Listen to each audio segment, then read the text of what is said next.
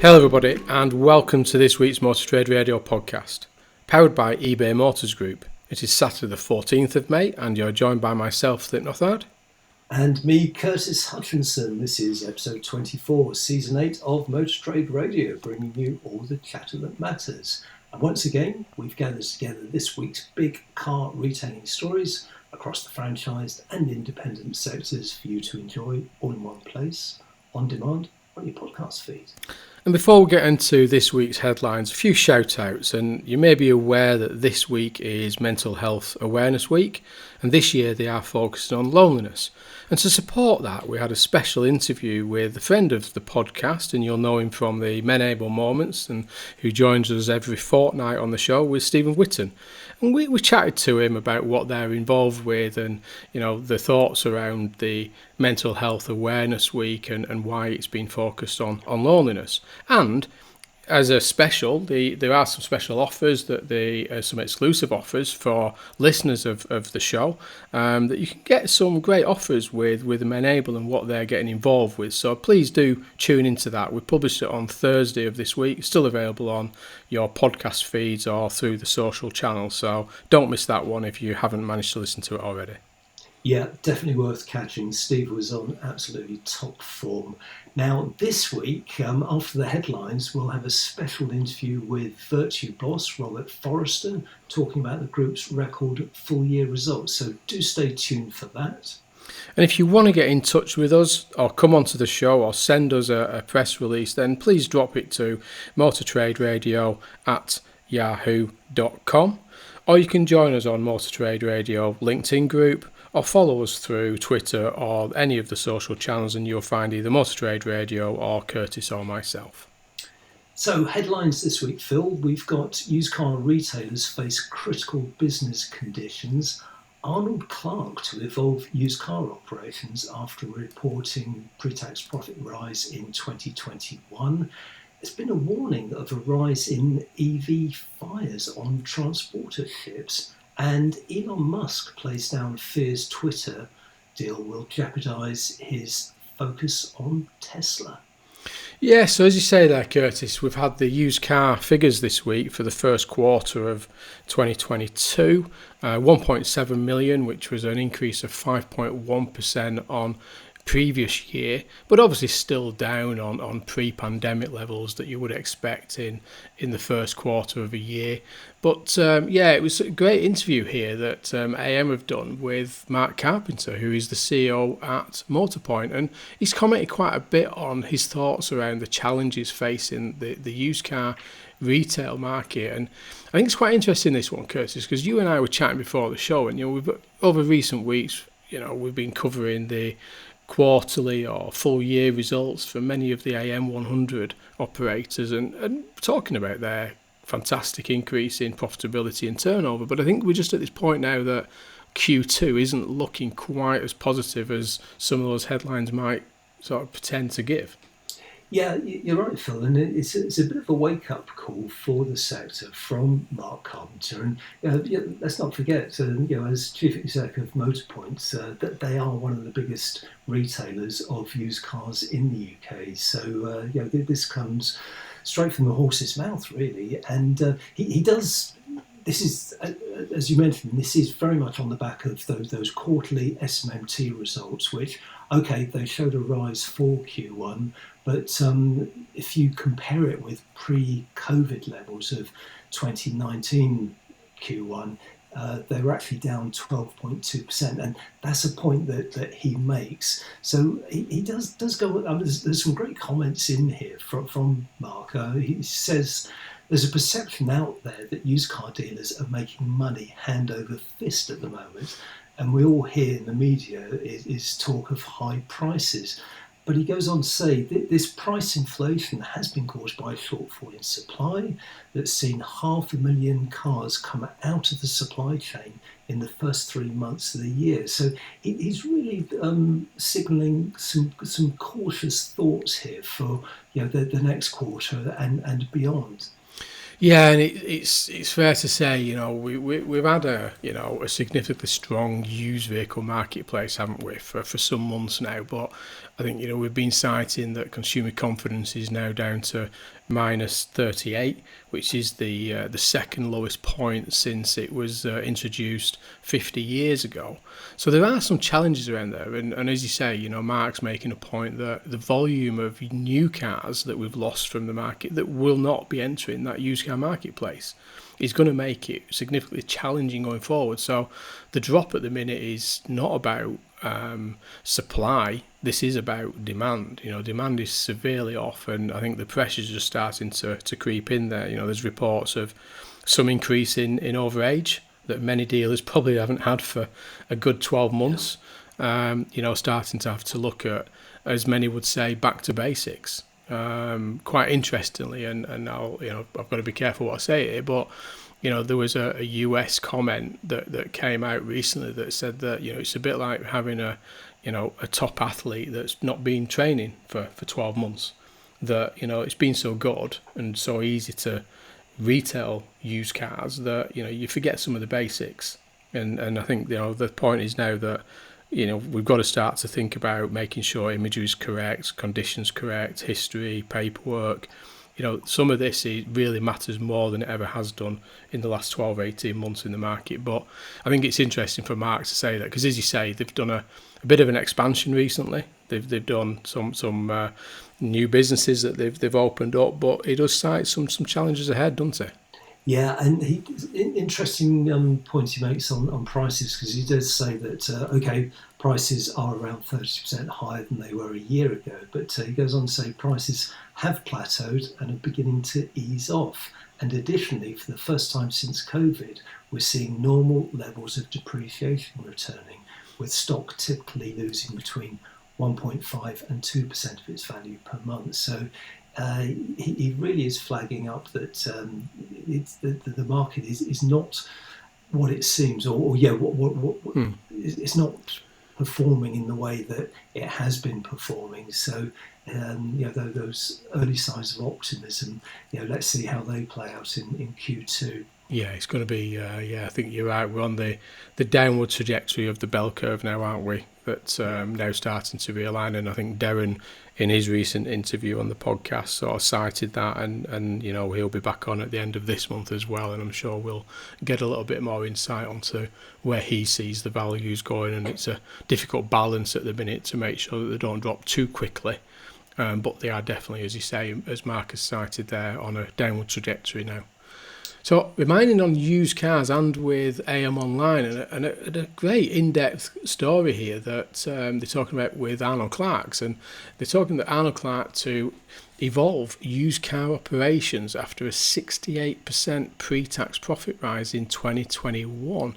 And this is the chat with Eddie Hawthorne, who's the chief executive of Arnold Clark's, and saying that they've had an excellent 2021 financial performance, with revenues up 25% as pre-tax profit rose 68%. Yeah, the financials are pretty impressive. So revenues increased to 4.7 billion. So that was up from 3.8 billion in the previous years, as profit before tax reached 263 million. So that was up from 156.5 million in the previous period. And let's not forget, this covers a period that was impacted by dealership lockdown measures, so dealer showrooms not being able to open. And he does actually make the point that this is an excellent result in an eventful year. So during 2021, Arnold Clark sold a total of 224,000 used cars. So that was up 9.5% on 2020, while new car sales rose 22% to 56,780 cars. And he does actually talk about an eventful year. So it's worth just talking about some of the things that happened during the year, because Arnold Clark has completed its refranchising on all its former Toyota sites apart from one. So it's rebranded all those sites with Kia, MG and Hyundai. and it's also announced that it's exiting the Ford brand. So two major mainstream volume players there that are coming out of Arnold Clark, and also in terms of that eventful year, it has also recently completed the acquisition of Glasgow's Central Car Auctions business. And within this story, it goes on to say that Arnold Clark plans to create 4 new locations in England as an outlet for some of the large volume of stock it's buying through its Sell My Car operation. So there's a lot going on in this story. Yeah, and as you say there, I mean, they're talking about obviously these expansion in England and 5 large-scale vehicle operation centres in Nottingham, Stafford, Chesterfield, Warrington and Wolverhampton. Will be operational in the first half of the year, and there are also new concepts, click and collect centres, redesigned the future of retailing in Solihull, Leyland and Linwood. And obviously, we know that they've obviously had the EV Innovation Centre, but they obviously look like they've talking about the expansion of that, and I think that's been pretty successful because we did talk about that on the show, didn't we? And that's a site up in Glasgow that is all about EV. And to give that sort of knowledge and expertise on electric vehicles for customers there. So it looks like Arnold Clark's are definitely on a trajectory of change, aren't they, and evolution in the sector at the minute and what they're looking at delivering in the future. Yeah, and I was interested to see that they're buying around 50,000 cars a year through its Sell My Car operation, which may explain some of the thinking behind the Central Car Auctions acquisition. He does go on to say that acquiring Central Car Auctions is part of a strategy that allows us that end-to-end remarketing capability, and we're looking to grow that in England with, as you mentioned, new sites, which may be physical or digital. So a lot more to come there from Eddie Hawthorne and the Arnold Clark Group. And talking about EVs, a fantastic story here. I mean, you probably only need the image, don't you, to be fair with you? But it's a pretty dramatic photograph. It's a bit, I wouldn't like to be seeing that one from a cruise liner somewhere. Would you be a bit worried? But it's in the Telegraph, and this is talking about the rise of EV risk wave of catastrophic shipping fires. Now, we talk about EVs and we talk about the challenges faced with EVs around storage and charging and things like this. But actually, I mean, this is a clear demonstration that, it said that thousands of vehicles, including Bentley and Porsches, sank in the Atlantic Ocean back in March, and many listeners of the show would be aware of that. But this is all about that sort of thermal runaway that you get on batteries of electric vehicles, that once it starts you just cannot stop it, and the challenge that this faces in terms of storage and movement, particularly in these sort of huge vessels that carry as many as 8,000 vehicles at one time, that once that fire has started on a lithium battery, I mean, you can see just by the picture it's a problem. And again, with this as well, you've got the weight of electric vehicles that can weigh an additional sort of half a ton against the standard combustion engine. So, you've got an additional weight with electric vehicles, as well as the challenge of storing them. Yeah, it is an unusual EV story for us to cover, but is it worth covering all the same? And the photograph actually shows the Felicity Ace, which is that container ship that was lost in March with, as you say, 4,000 vehicles on board. And the story in the Telegraph actually comes from a report that was put together by Allianz, the insurers. And what they found is that older ships like the Felicity Ace are not necessarily fitted with fire containment systems. And were not designed to cope with chemical fires. So it really does warn about, some of the older transporter ships that are still in circulation and being called upon to transport EV cars around the world. Yeah, it's fascinating, and I think I've been on the FT Future of the Car event that's been on for 4 days of this week, and we're just going to talk about one of the stories from that. But the whole topic of conversation is around EV, as well as the transition to mobility and usership of vehicles, but conversations with the manufacturers all around this, how they're going to cope with EVs, what's the transition, what's their views on obtaining raw material. There's huge conversations that have taken place with some significant leaders within the sector. But I think we have got the story, actually, a fascinating story, and I do urge you that if you've not seen the interview, then please do look it up. I think it is published on Financial Times for you to watch. But they had an interview with Elon Musk from Tesla, and the headline is Elon Musk plays down fears Twitter deal will jeopardize Tesla focus. Now, you started to watch the video. I was lucky enough to be logged in on that interview, and I think it was very difficult for Peter Campbell, whilst they had Elon on screen, to not approach that conversation about the deal with Twitter, and as he's put in the story, what that would mean for Tesla at the minute. Yeah, it was a question that had to be asked, and as you say, the interview is actually on the FT story. It does accompany the story, and it's definitely worth watching. I mean, it's one hell of a scoop for the FT, and must have been a highlight of the future of the car sessions that were going on over the course of the week. But Peter Campbell actually asked the question. He actually asked the question that has been raised by shareholders within Tesla about, how committed will Elon Musk be to Tesla once the Twitter deal goes through, and he's saying that he will remain focused. But what else is he going to say? It's a massive deal that's going through. But he does have huge responsibilities there for Tesla, and I think what's interesting within this particular story is what he's saying about Tesla, where demand is exceeding production to a ridiculous degree. So that's a direct quote from him.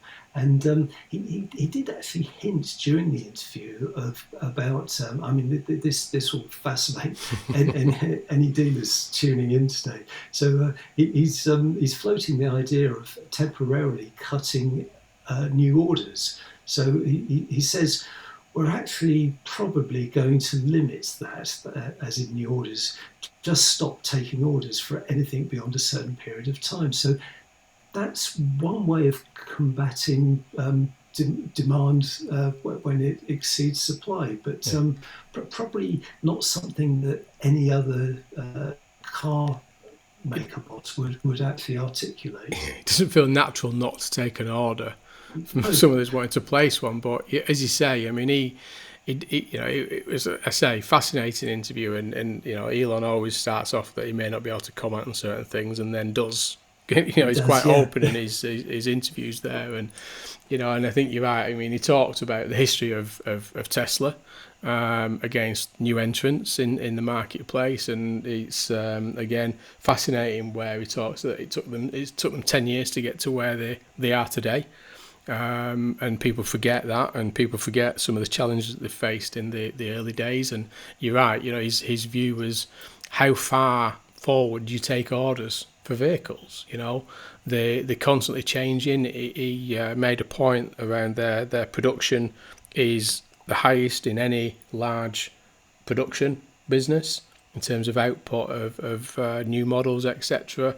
So he's quite open with it, but again, like you say, he was asked the question about that challenge of his focus. But I think we forget the other interests that he has. I think he's got 3 or 4 other businesses, and that he's heavily involved and focused on, as well as Tesla. And I think he made the comment of, I think Peter challenged him and said, how long will you stay at Tesla? And his comment was, as long as I'm useful to Tesla, I will remain. And then, as you say, on the Twitter thing, they broached the question around Donald Trump and the banning of Donald Trump on the Twitter, and he did talk about that. He openly talked about his view on that he wouldn't have necessarily banned him permanently, but obviously Trump has been public to say that he doesn't want to go and will never go back onto Twitter, even if he was allowed to do. So there's a lot to play out in that, I think, at the minute. But again, the deal's not 100% done, is it? So, there's still a lot to come out of that. No, and I also thought it was interesting about Tesla would not rule out buying a mining company, because he does talk about shortages of raw materials that is affecting production, and he was asked if that would mean buying a mining company, and he said it's not something they particularly want to do, but they're not going to rule it out. But I don't think Tesla will rule anything out at the moment. No, what better way of securing raw material than actually get it yourself? Yes. He did that with his batteries as well. Why rely on third party when we just make our own?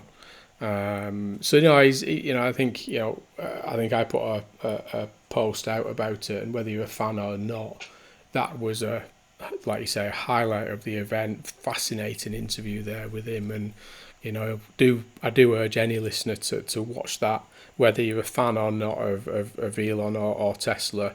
Just watch that interview, and some fantastic output there and thought-provoking comments from Elon.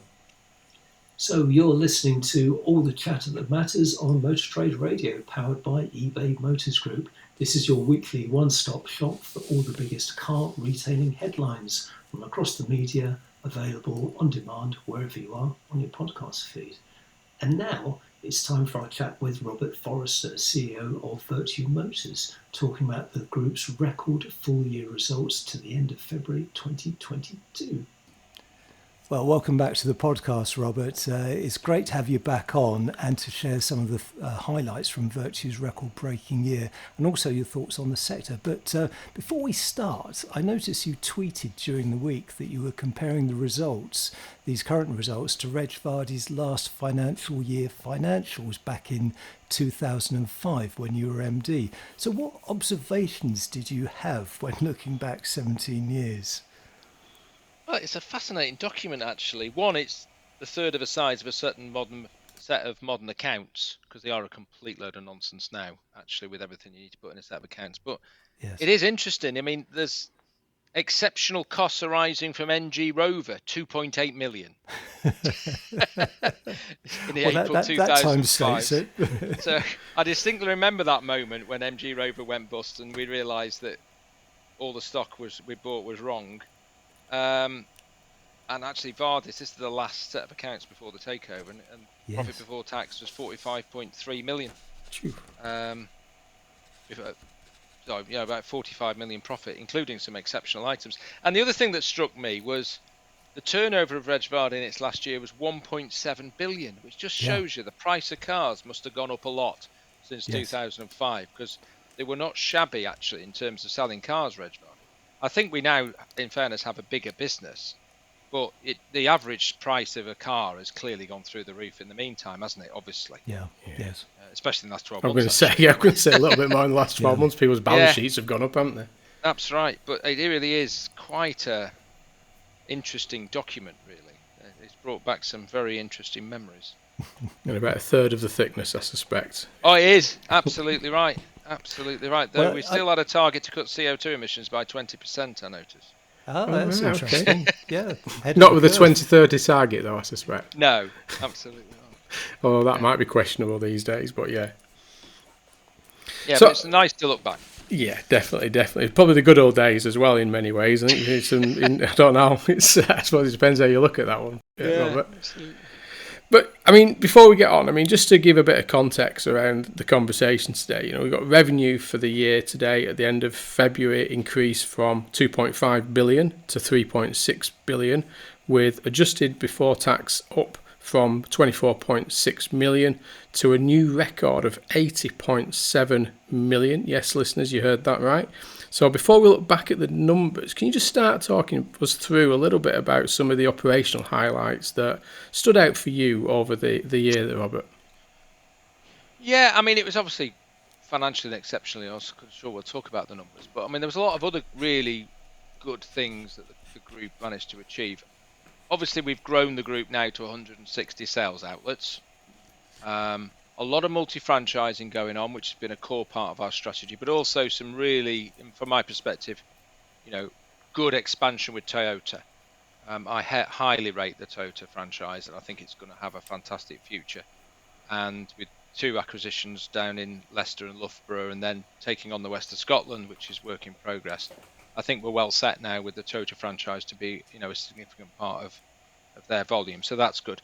Something that did surprise me when we were putting the stuff together for the city was we do surveys of with YouGov of prompted brand awareness in the UK, and in the UK terms, there are 3 large players: Bristol Street Motors, Evans Helshaw, and Arnold Clark.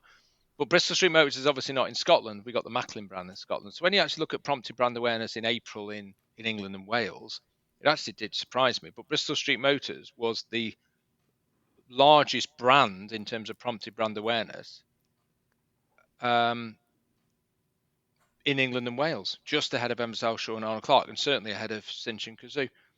And that, for me, was quite a big moment, actually. I suppose it's realisation in terms of that geographic coverage, that when you break it down that way, because we know there is dominance, and like you say, you're not necessarily unique, but you are unique in one way, that you have got that separation of brand identity to a degree, aren't you, by coverage. Yeah, and there's very good reasons for that. And actually, Macklin has 40% prompted brand awareness in Scotland, so it's not shabby in itself. Actually, Arnold Clark has 94% prompted brand awareness in Scotland, from what I can see. But I think that was, we've done a lot of work on the brand. You've seen the work we've done with motorsport, F1, W Series, Formula E. There's lots of work gone into that from our marketing teams, and indeed our dealerships, who've been very proactive on social media, and particularly use of Facebook. And it all adds up, and I think that was a real quite proud moment. I was trying to think back, would Bristol Street Motors ever have been in that position in the past? And actually, I don't know enough about the 1970s and 80s. It was a much larger group in the 70s and 80s than it actually ended up being. I think the other thing we've achieved, we have 50 software developers. Our technology in terms of sales technology, omnichannel retailing, digitalization, growth of central functions to improve conversion and customer experience, I think we're on a path. We're not finished, but we're on a path, and I think that was really quite helpful. And then 2 other numbers which are non-financial. One is April, we had an 88% great place to work score with our colleagues, which I think is vital, and net promoter score in used cars through judge service of 86.5. So it gives me a feeling that the bedrock of the business is strong, and it's going to need to be, because I don't think we'll see trading conditions quite like 2001-2 for maybe never. And Robert, looking at the numbers, what's in your view are the main drivers of those record profits of 80.7 million? It's dead straightforward. Margin. Yeah. I mean, we sold less cars. We sold less cars and we made more money. And it actually, not just in used cars. I mean, used cars was the big number. There was absolutely no question whatsoever that used cars was the big number. I think if you look at our profit bridge, which takes sort of like-for-like activity, we increased gross profit in used cars like-for-like by 38.1 million. It's a big number. Yeah. But also, margins were strong in new and in fleet. So, supply constraints and getting demand and supply in balance, out of balance, not oversupplying the UK market drove significant enhancements in profitability. You would hope for the manufacturers, actually, as well as the retailers, but certainly for the retailers, the likes of which, it just showed you how much money the sector could have made in the previous 20 years if we hadn't had very large volume pressure, pre-registration. Yeah. I was talking to a investor actually earlier, and he was asking me what it's like. I said, it's weird, actually, because March used to be pressured. We're going to hit the volume targets. What are we going to do to get there? How much pre-reg are we going to do? What marketing campaigns are we going to put in place? Oh, you were really pushing the job and, forcing the market. Whereas this year, we pretty well went into March the same number we sold. I mean, I deliberately ignored new cars in March, I'll be honest, because they were done. Well, yeah, it's all about order takes, isn't it? It's It's all just about about order take, future order, and you isn't think, it? wow, it's a much more stress-free environment, actually, I would say. And Robert, what about after sales as part of that profit? How did after sales perform over the Yeah, course of the after year? sales actually, after sales was hit by technicians being off with COVID, by a lack of technicians actually, in terms of vacancies compared to where the market could have been. But we still saw increased profits. Certainly, parts margins were strong in parts. Our accident repair and smart repair businesses saw increased profits. Service was actually pretty level. And we've seen big moves down. I think everyone's reporting that warranty is double-digit down for a variety of reasons, but partly because there's this big decline in the 0 to 3 year vehicle park, which obviously affects warranty.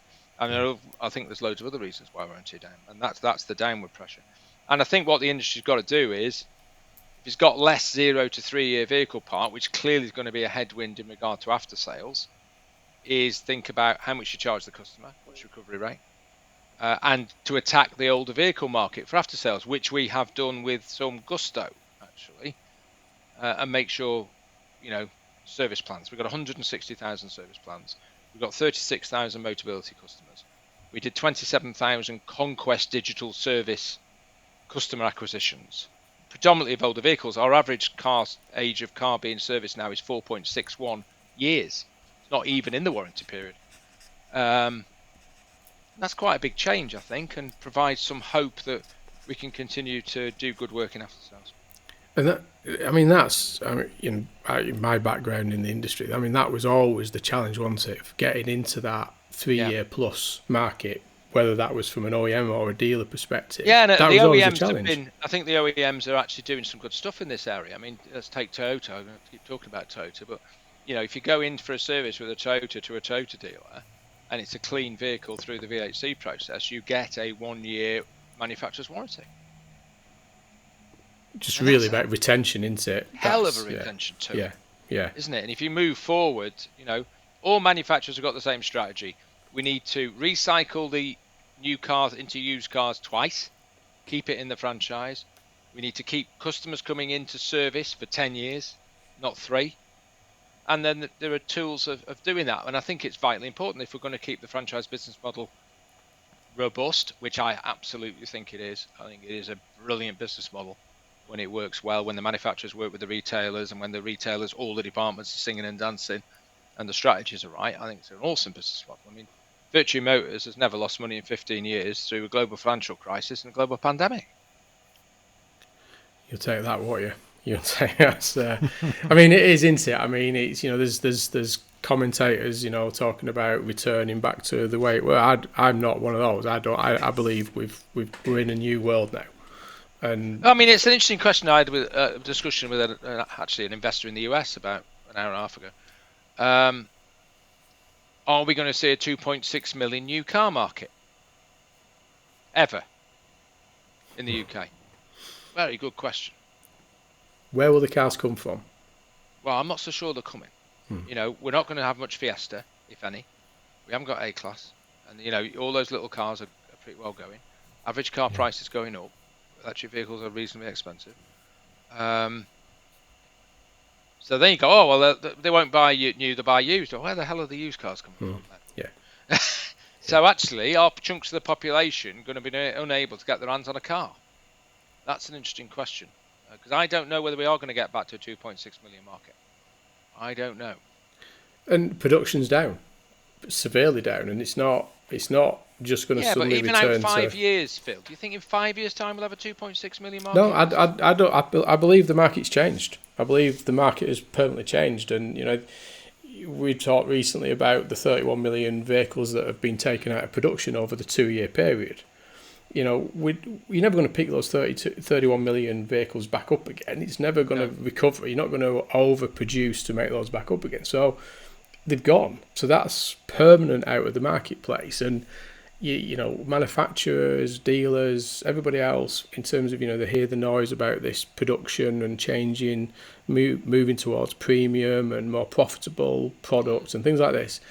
It's not, like you say, you know, are we going to be, you know, used car market is slightly different. I think used car market is all about that change and life cycle changing, etc. But new, I think, you know, that new registration market, you know, rental is off the books into at the minute for we're many selling people. used cars to rental companies. Yeah.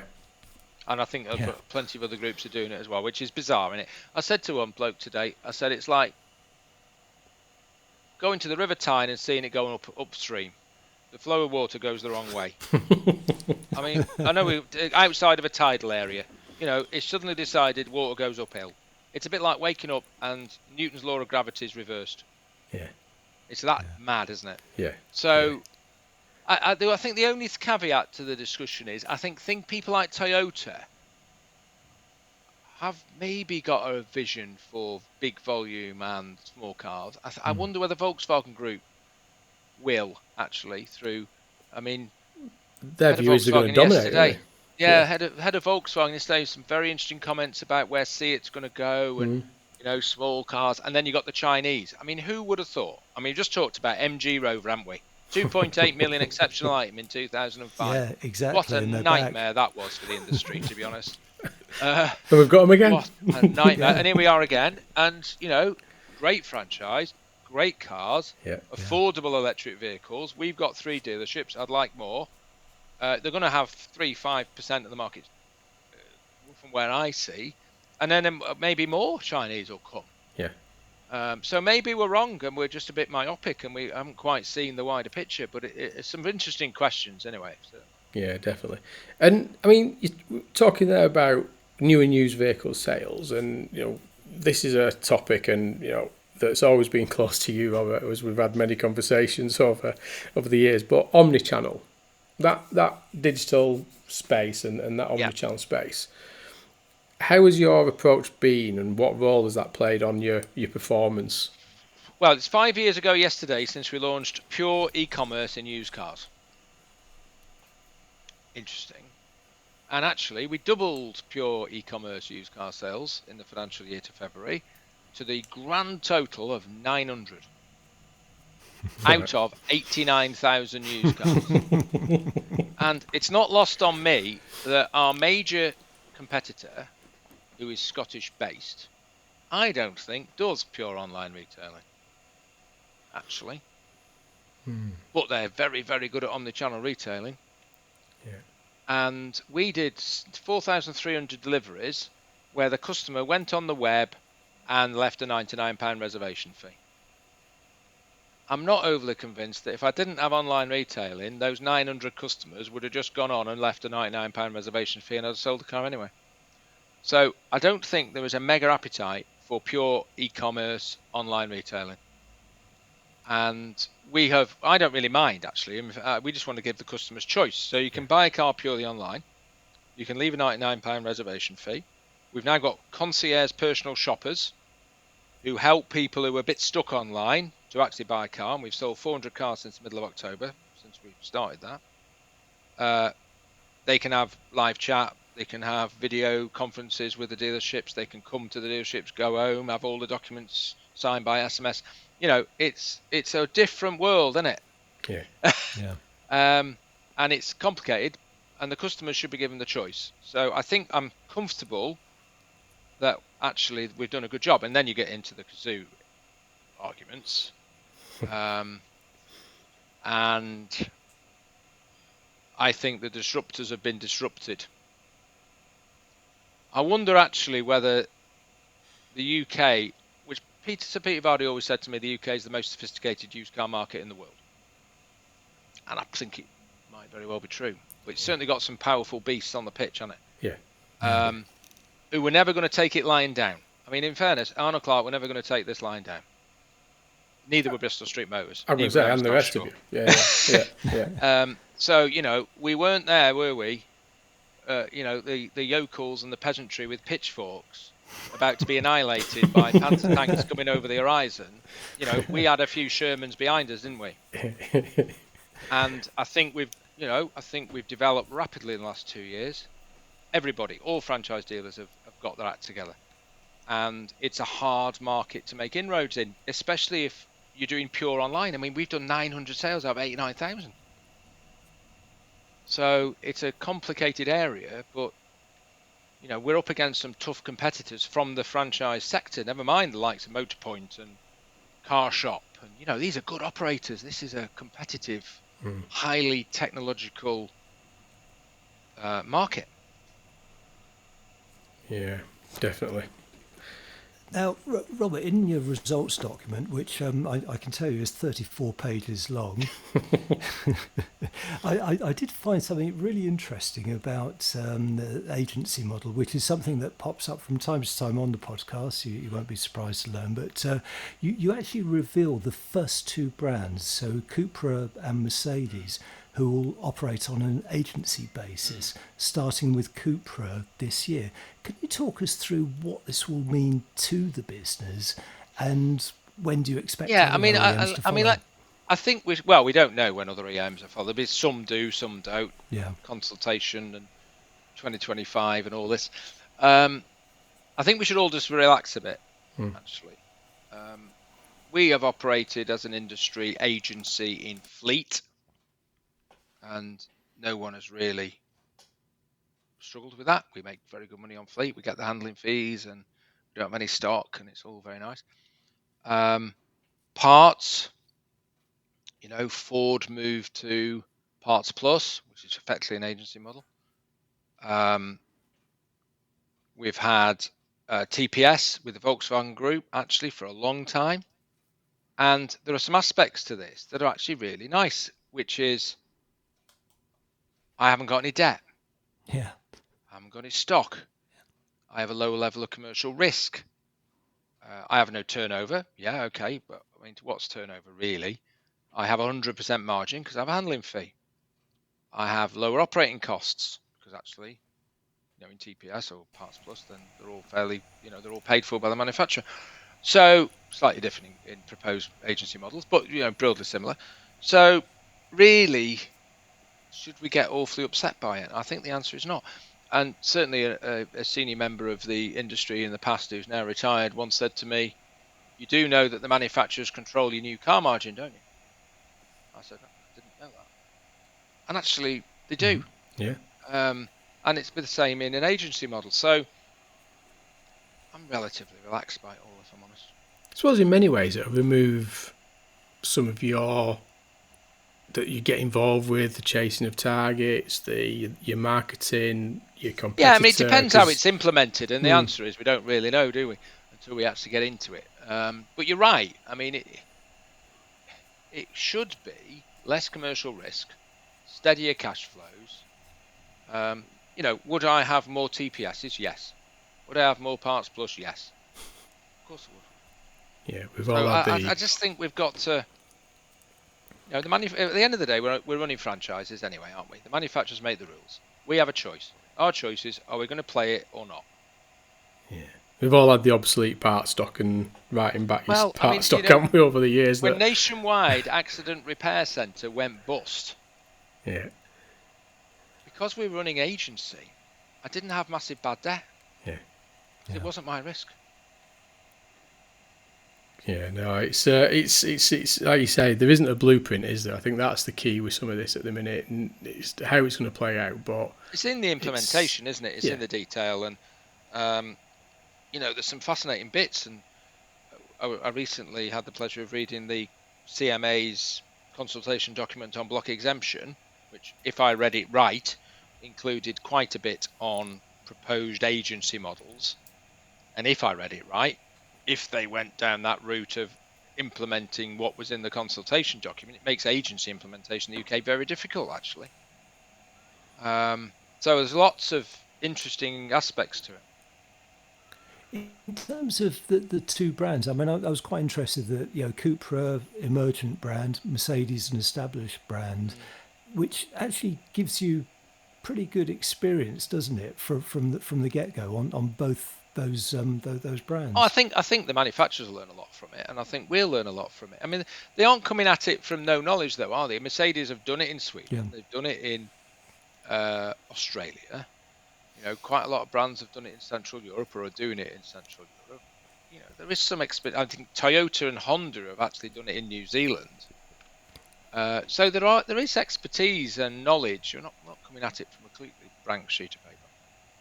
And it's all about partnerships as well, isn't it? You know, between the dealer and the manufacturer. Well, it's a I am, relationship. as you know, a great believer in capitalism.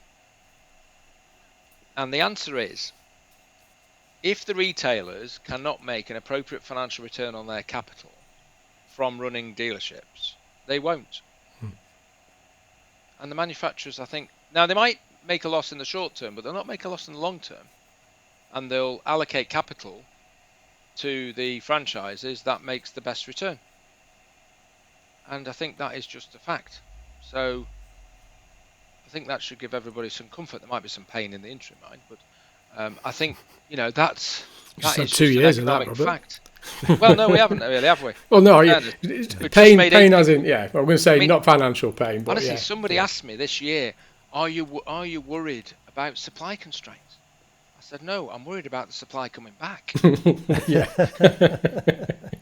Keep it as it is. Get consumer demand back up and keep it as it is. And that's our issue now, isn't it? Is consumer demand. Where does the consumer go? That's the big issue. And on that, I mean, just, you know, if thinking about your results there, but how have March and April, because your results are until the end of February, you've Yes. touched on, obviously, the order take going into Yes. March. You've just mentioned that consumer confidence. We know that the consumer confidence is down to minus 38, and there's all the headwinds facing the consumer market in the minute in terms of cost of living. What's your outlook for the business and the market now as we stand today? Well, if we take March and April, we saw declines in volumes in every channel, outperformance against the SMMT stats in every channel, so we grew market share. Margins were very strong across the board, and we made 19.2 million in the 2 months, which was exactly the same as we made last year. Different route to get there. If you remember, last year we had lockdown in Q1, so we didn't have a lot of new car bonuses dropping in March last year. This year we did. So that's a difference. And last year we had rate support from the government, and this year we didn't. So there's a few moving parts, but actually overall the same. So very strong and actually well ahead of our business plan, if I'm honest. And we haven't felt in March and April any issues around the consumer. Now, you know what we do in April. We run a 10 to 15 day 0% used car campaign, TV advertising, you know, the lot. So maybe that protected us a bit, maybe. There are 2% book drops a month. That's the difference, isn't it? And actually that's one of my challenges at the moment, is getting people to understand there are 2% book drops and that the world isn't like it was 12 months ago. You've actually got to do stock management today. Yeah. And you've got to make sure you haven't got aging cars. And you can't just stick £1,500, £2,000 on everything and the thing will go out the door. So I think we're making good progress on that mindset bit. But rolling forward, strikes me the consumer is a worry. I mean, you've just given the number on consumer confidence. Everybody's had a notification from the energy company that the bills are going up. And that impacts certain segments of society worse than others, doesn't it? Those on lower incomes spend a higher proportion of their income on energy, as they do food, both of which are going rocket through.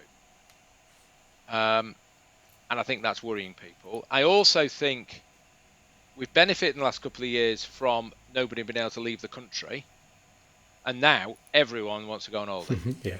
Everybody's going on holiday. I mean, I don't care whether they'll not be able to feed themselves and heat their houses. They're still going on holiday because that is what people have chosen to do.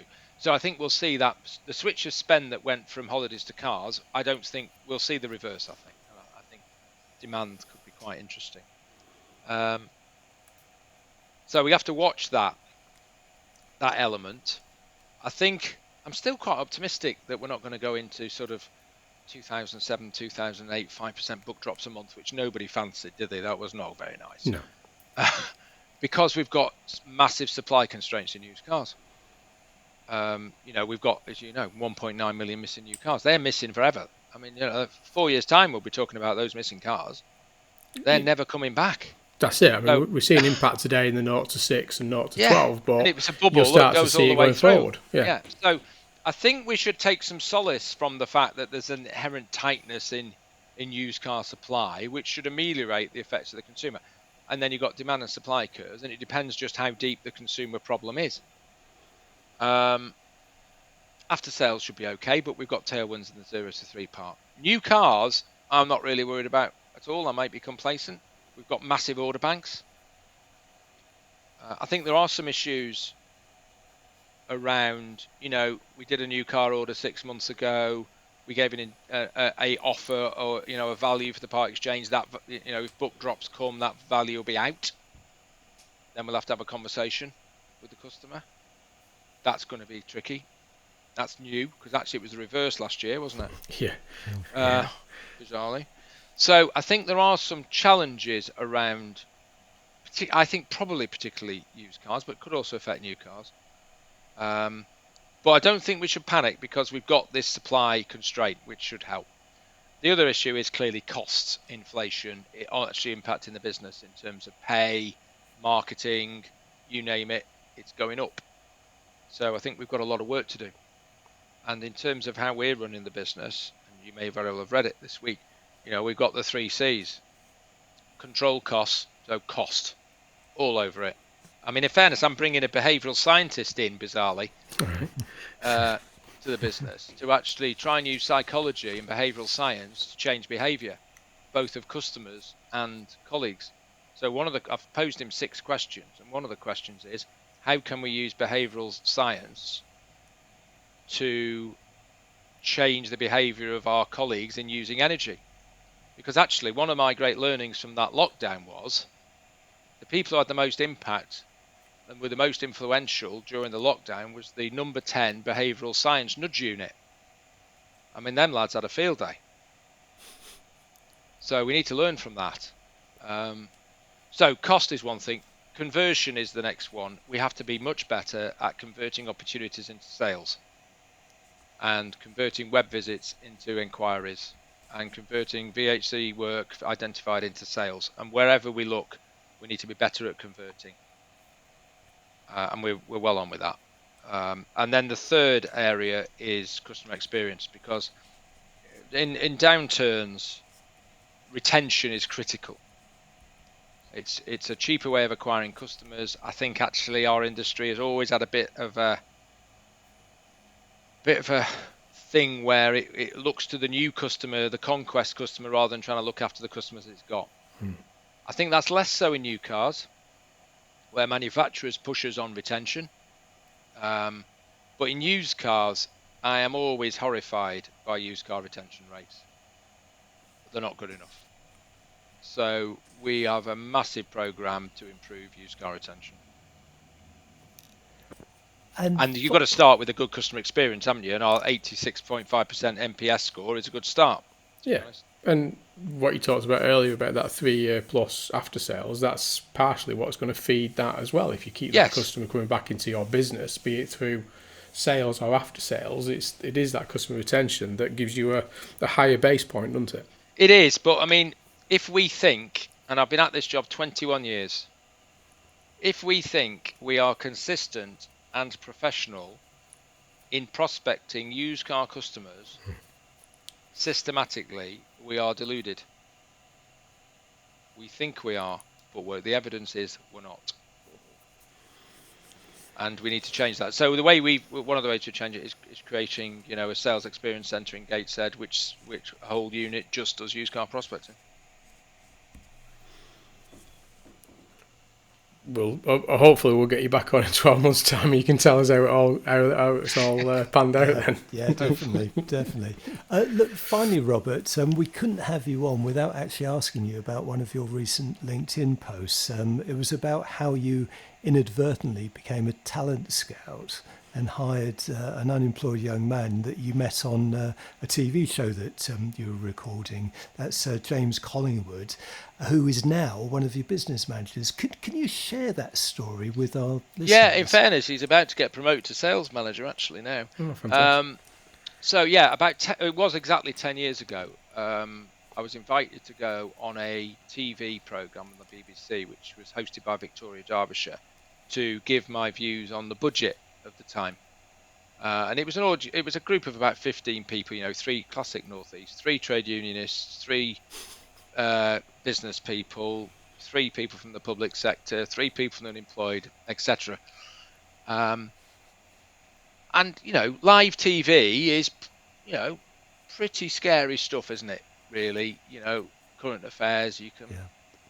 It's a bit scary. And in fairness, I was the chief executive, and it makes your adrenaline go. So in the green room, sat next to this chap, young lad, 23, nicely dressed, pleasantly spoken. I said, "What are you doing here then?" He says, "Oh, I'm from Peterlee, which is down County Durham." I said, "Why are you here?" He says, "I'm unemployed. I've never had a job interview, and I'm 23 years old. Never mind had a job." I said, "That's interesting." And he said, "Yeah, I trained as a bricklayer." Right, okay. So anyway, went on the programme. He spoke, I thought, really eloquently. I didn't even 2 pennies. And then at the end of the programme, obviously off camera, I collared him and I said, "Right, I'm a bit intrigued by this phenomena. You're unemployed, you've never had a job, but you managed to find yourself on live TV. This seems very strange. Would you like to come and see me tomorrow?" So he came. I thought he came across exceptionally well. He couldn't drive, which is a slight impediment to the car business. So anyway, I said, "Well, look, your lucky day, my friend. You've now got a job." So we paid for his driving lessons, and we stuck him in Peterlee Hyundai, I think. He could walk there. And big consideration. And he started off as a trainee salesman. And actually, we flipped in as well into Sunderland Vauxhall, and I've got 2 phenomenal general managers of those dealerships. And, I said, just to be quite clear, he isn't going to fail. And steadily built up passed his driving test, built up his career as a sales executive. Sunderland Vauxhall long term, became business manager.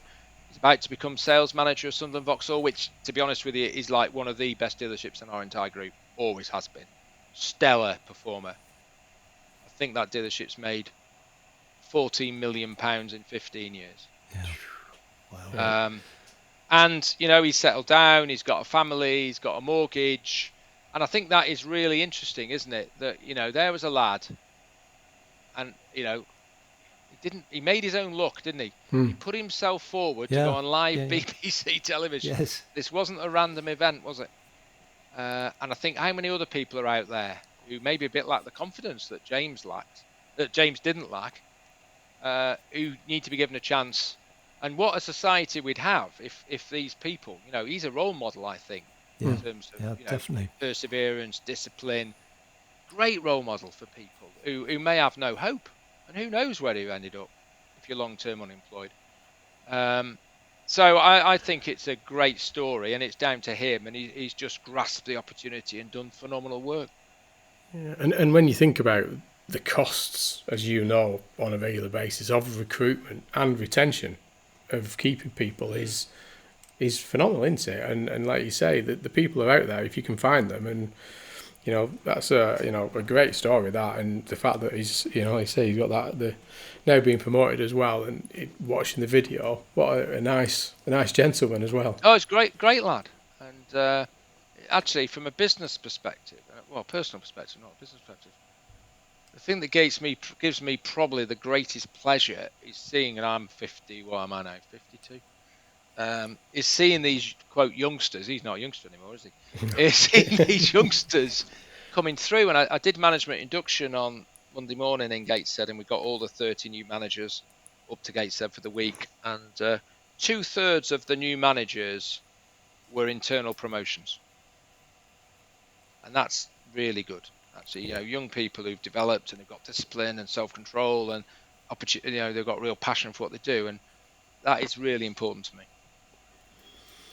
Well, I mean, I think we can sit here chatting all day, and it's been a while. It's been far too long since you've been on the podcast, and there's probably plenty more that we can talk about. But we're conscious of how busy you are, especially with the financials. So, fantastic results, and wishing you all the best. I mean, some of these strategies going forward. I mean, if we can keep this going, it'll be a fantastic future and great opportunities. And from Curtis and I just wish you all the best for this, and you and your management team and everybody involved with Vertu. So I mean, just thanks for coming on and no, thank you very much for having me. It's a pleasure, absolute pleasure. We wish you all the best. Stay safe and speak to you soon, Robert. Will do. Bye. See you, Robert. Well, like I said there, Curtis, we could have kept Robert on for hours, couldn't we? I mean, yeah, we could have gone into a part 2 quite easily. Yeah, we could, and maybe we will do. Maybe we'll get Robert back on another time and put the time aside for it fully. But great result there. I mean, you can't, on back of the stories that we were talking about earlier on in the show around the challenges around supply and the issues that's facing some of the sectors. I mean, what a phenomenal outlook of the market, and some great insight as well into his views on things like agency and 3-year-old vehicles, etc. Yeah, and on the subject of supply, I loved his comment about he's not worried about supply constraints. He's not worried about coming back. I think that's the thing, isn't it? That's the thing, Yeah. and the points around agency, particularly around that we've been operating that way in the leasing sector as dealers and in the parts after sales market for years, and it reduces that risk, and that it's different, but you do get used to things, don't you?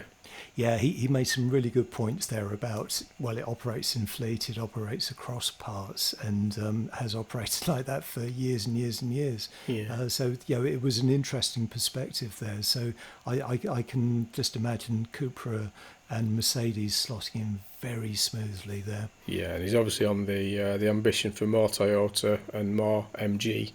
That was clear. Do you think he likes Toyota? Do you think? I think he's growing in Toyota, isn't he? And he sees it as a future brand for the business, and everything you see coming out of Toyota is obviously thinking of the future. So again, if you are listening still, Robert, thanks for coming on, and thanks for sharing some of your thoughts on the market, and again wishing you all the best. So I appreciate that. But I think that's it, Curtis, for this week, isn't it? It is, yes. That was a packed show. Unfortunately, that is all for now. So you've been listening to the weekly Motor Trade Radio podcast powered by eBay Motors Group. Many thanks for joining us for all the chat that matters. We're back again next week. Until then, it's goodbye from me. And it's goodbye from him.